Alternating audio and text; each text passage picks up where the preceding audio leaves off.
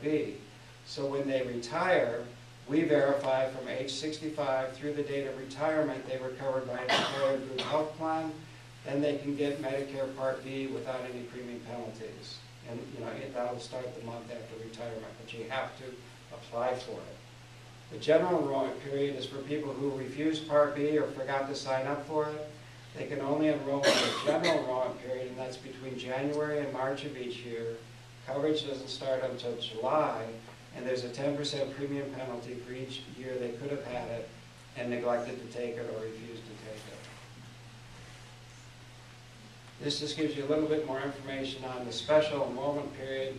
A lot of people get confused. They think if they're retired, they're under a retiree group health plan.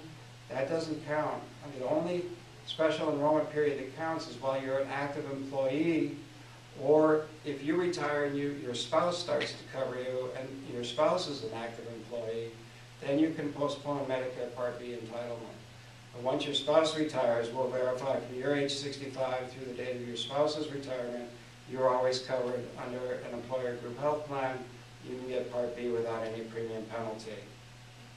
You actually have up to 8 months after or 7 months after your retirement in order to sign up for Part B. Part D, again, I'm not going to go into a lot of detail. If you are interested in Part D, it's a Medicare program. You need to go to the Medicare website. In California, there are about 35 different Part D plans that you can choose from. So you really need to look into prescription drugs that you have.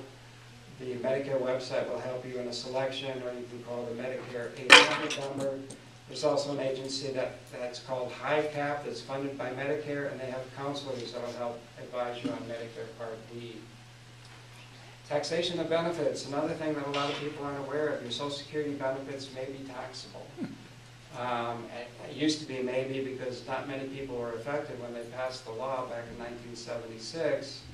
It only affected about 5% of the population, but the limits never changed. So now it's affecting probably over 30% of the population, and in California even more because it costs us more money to live here. So if your adjusted gross income on your income tax return is in excess of $25,000 as an individual, or $32,000 as a couple filing jointly, you could pay between 50% and 85% of the Social Security that you receive during the year needs to be included in your income tax return. And we do provide you with a 1099 at the end of the year. We do not automatically take anything out of your Social Security payments, but if you want us to do withholding on a monthly basis, you would need to let us know whatever percentage that you want us to withhold.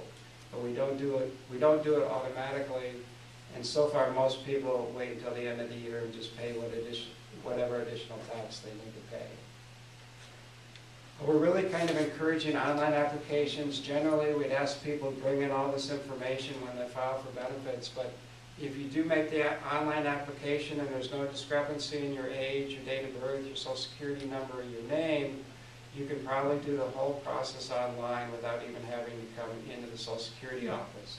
Starting May of this year, you do need to have direct deposit. It's not going to be a choice anymore. So if you're going to retire after May of 2011, you're going to be forced to take direct deposit. You won't be able to see that paper check. And again, when I started working with Social Security and they started pushing direct deposit like 15, 20 years ago, people wanted to see that paper check. I don't know what it is about seeing a check, but that's not going to happen anymore. So if you sign up after May 2011, you aren't going to see a paper check. You're going to have to do direct deposit. And for those who get checks now, they only have till January of 2013 to continue to receive the paper checks.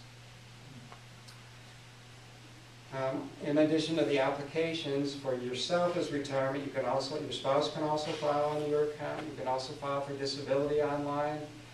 You can do Medicare replacement cards. You can request a statement online, benefit verification letter, or the 1099 if you didn't get it. All those things are online services now. So change your address, your phone number. So more and more as time goes by, there's a lot of online services. This is just to show you what our website looks like at www.socialsecurity.gov. That's what the homepage looks like. we've really cleaned it up a bit. It used to have a lot of different colors and it looked really busy. It's a lot easier to see the information now. If you were filing the retirement application, you would go into retirement. They're pointing out here it takes less than 15 minutes. This is what it would look like if you want to apply for benefits. On the right-hand side, it will give you some more information. If you don't think you're ready, you can use a retirement estimator, or you can get some more information about retirement before you actually file a claim. But if you're ready to file, you would just click Apply for Benefits, answer 3 questions, and start your application. Usually 15 to 20 minutes later, you're finished. This is where you can find the retirement estimator on the home page, the one I mentioned at the beginning. Estimate your benefits, and the retirement estimator is over there on the far right-hand side. We also have a life expectancy calculator, so we can guess how long you're going to live. I don't think I would use ours. There are a lot of them out there that ask you about 50 to 75 questions. I think that's a lot more accurate than the 2 or 3 questions we ask. So I think I would use one of theirs. Medicare information, again, for people who are filing for Medicare only, they're still working. There's a Medicare only application now, and that's new, effective, well, it's over a year now, effective May of last year. You can now file for Medicare only online. And that's where you apply for benefits. You can also get your replacement Medicare card there if you lost it. To get the statements, if you didn't get it, you wanted to get a replacement statement, that's going to be available online also. So we can't show it to you. You can request it. We'll send it to you in 8 to 10 days by mail. Do you have a question, sir? For Medicare benefits, 65, does the age have to be 65? If you're collecting at 62, 63, can you get Medicare if you're still employed? No, Medicare will only start at 65. It's in the month that you turn age 65, though. So you don't have to be like for something else I should explain to you is when we say you get your benefits at 62, you can start collecting. You can only get your benefits at 62 if you were born on the 1st or the 2nd of the month. So if you turn 62 on the 1st or the 2nd, you can get a payment in that month. If you're born on the 3rd, you have to wait till the following month. So we really don't pay you at age 62. But you can request a statement online.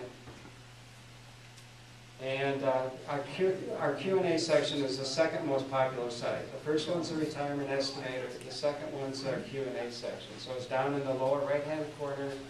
You just pose a question, type in whatever question you have, and then we come up with like Google type response, and you kind of pick the one that looks like it's going to answer your question. Click on that, and we give you some additional information. It's been updated, and it's much better now than it used to be. So I would encourage you to use that. I didn't bring many publications today because I know you're a group who's on the internet, right? Most people are using the internet, so why waste paper?